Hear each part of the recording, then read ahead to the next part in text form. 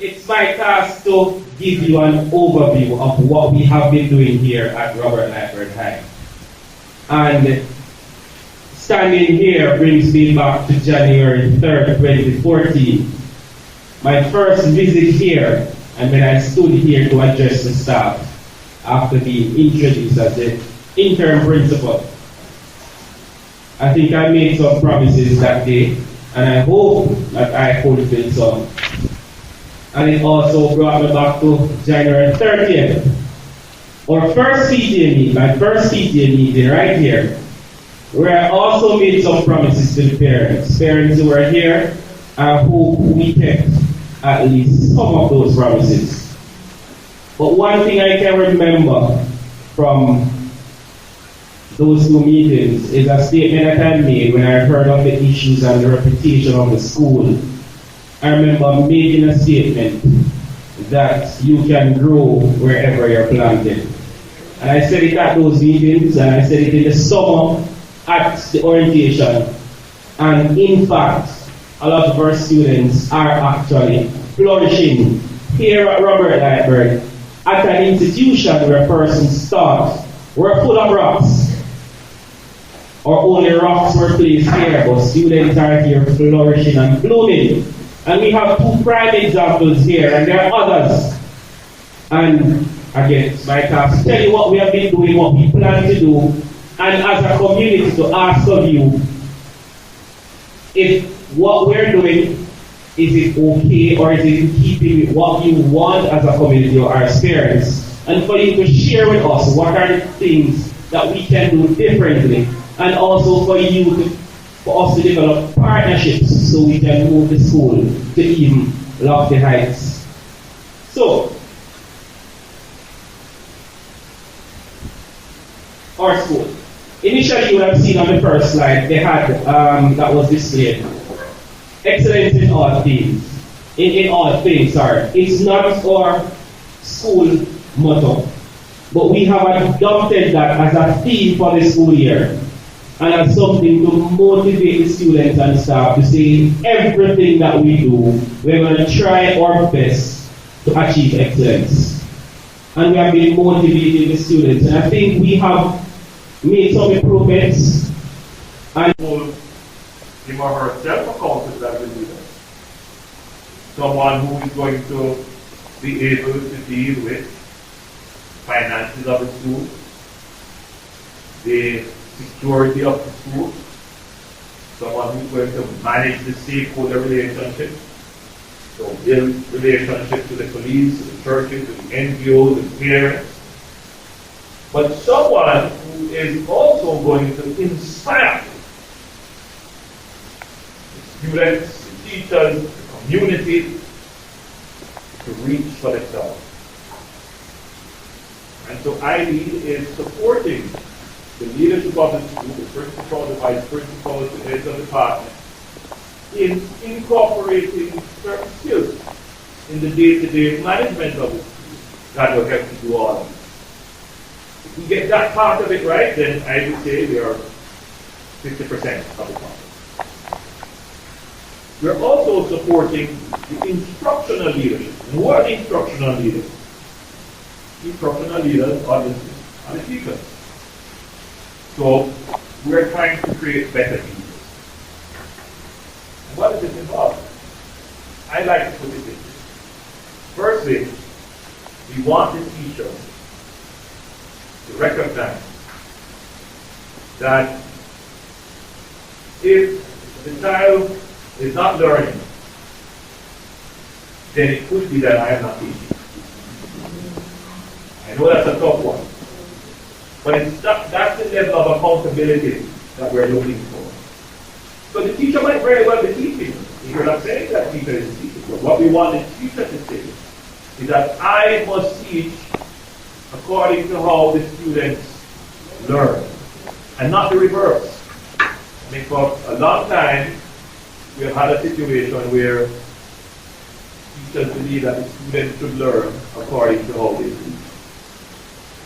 In effect, what we are saying to the teachers is that we want you to apply more innovation in the classroom, to engage the students, to reach out to the students, because your classroom is diverse.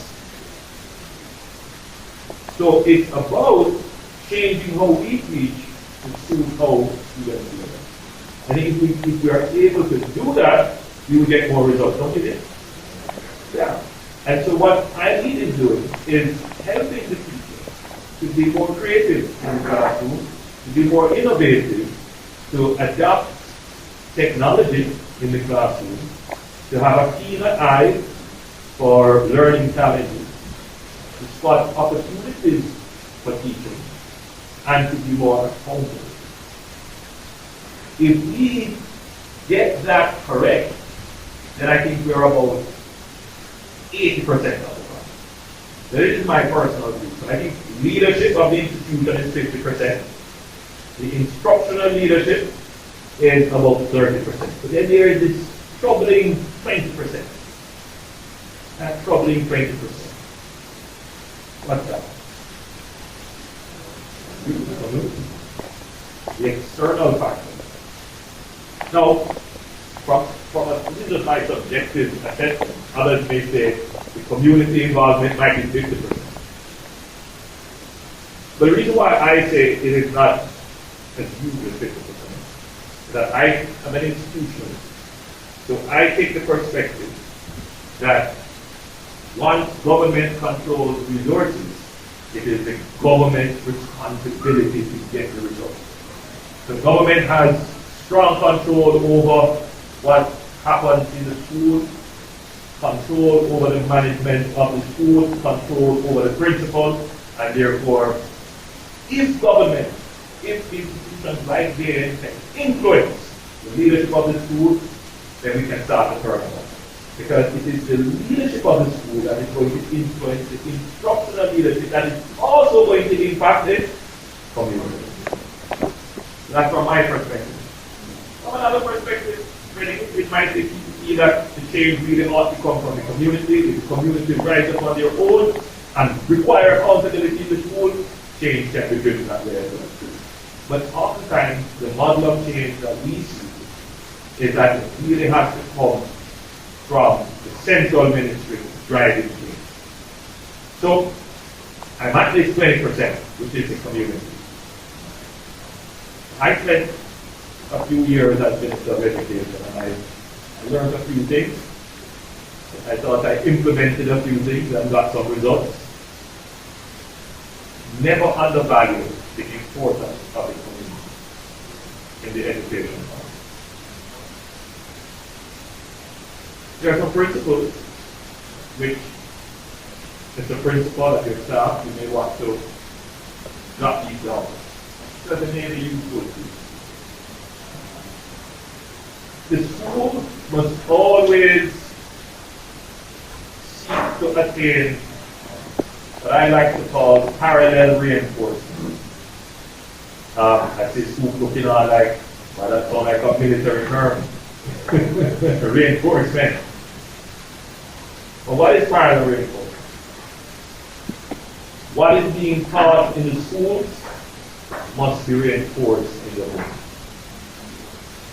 A large part of the education problem is that the values that are being taught in the school are eroded the moment the student reaches home.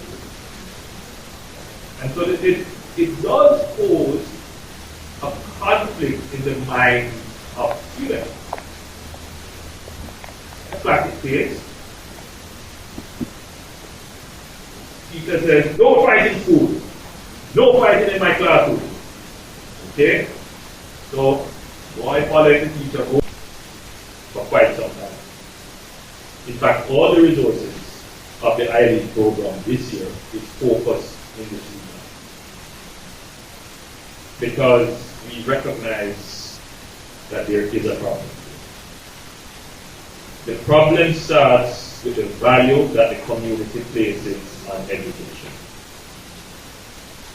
I can only implore you, I can only try to open your minds to the importance of education. I said it in my Labor Day message, and I will say it again. The new world that is